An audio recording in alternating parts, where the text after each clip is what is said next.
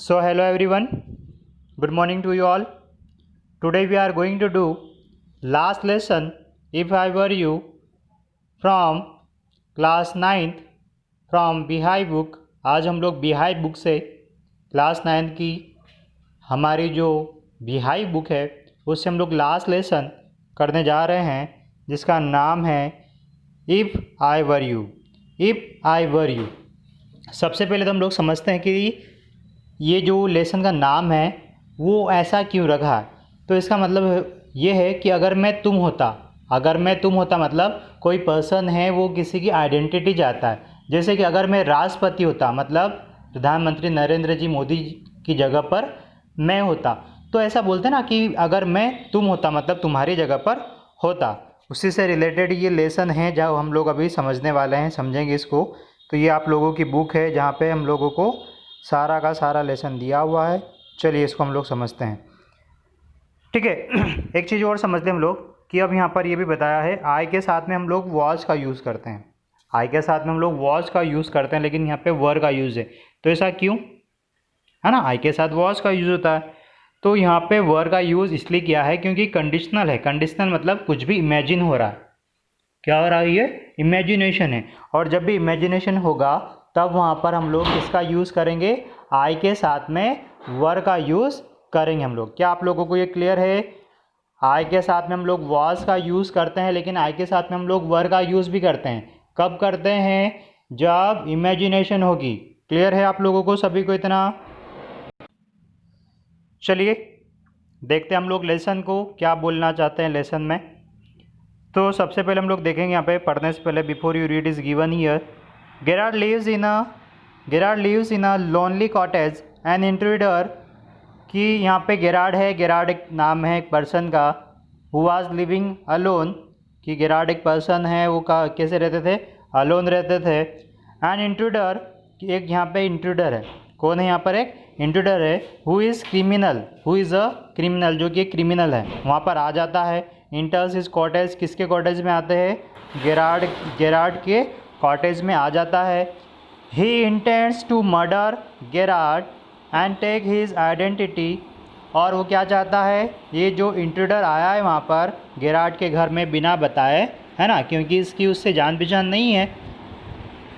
Intruder की Gerard से जान पहचान नहीं है, लेकिन ये उसके घर में आता है। किस इंटेंशन के साथ में आता है कि वो उसका क्या कर देगा, मर्डर कर देगा। और क्या करेगा, उसकी जो आइडेंटिटी है उसकी आइडेंटिटी को क्या करेगा, ये छीन लेगा। उसकी आइडेंटिटी पे ये रहेगा।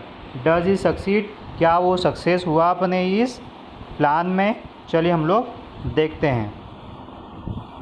हम लोग देखते हैं यहाँ पे सबसे लास्ट में दे रखा है सीन। ये यहाँ पे सीन दे रखा हम लोगों को। अ स्मॉल कॉटेज, कि एक स्मॉल कॉटेज है।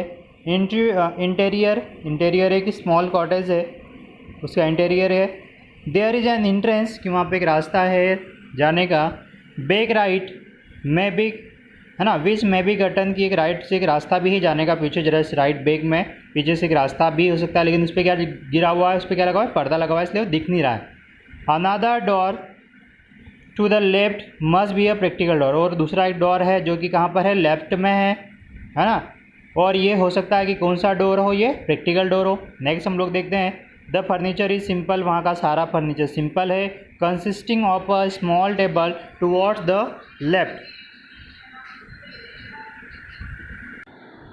तो ये क्या हो सकता है, प्रैक्टिकल डोर हो सकता है। फर्नीचर सिंपल है। Consisting of A small table towards the left, और लेफ्ट में एक छोटी सी टेबल रखी हुई है।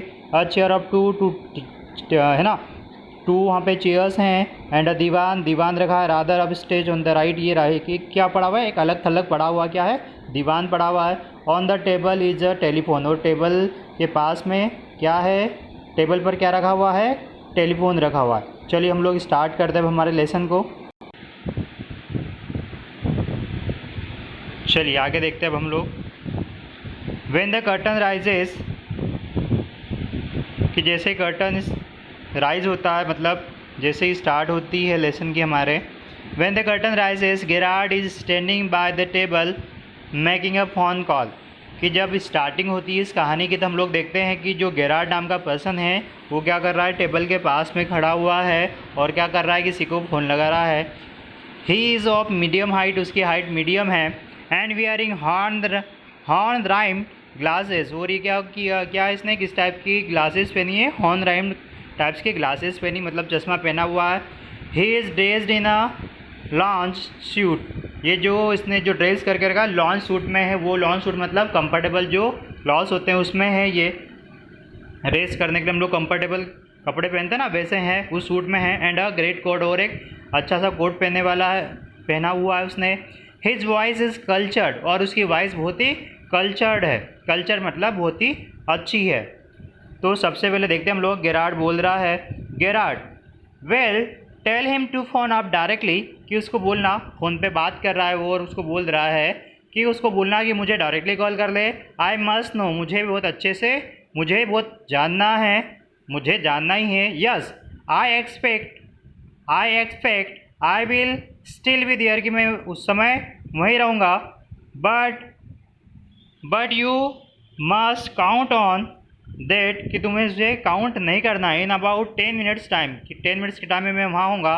राइट हो, गो बाय, ठीक है, कि मैं 10 मिनट में वहाँ तुम्हारे पास में आ जाऊँगा, ठीक है, good bye.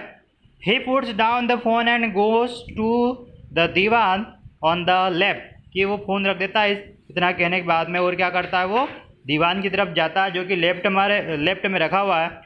Where there is a travelling bag, वहाँ पर एक ट्रेवलिंग बैग रखा हुआ है। एंड स्टार्ट्स पैकिंग, और वो क्या स्टार्ट कर देता है, पैकिंग क्या कर देता है, स्टार्ट कर देता है वो। whilst he is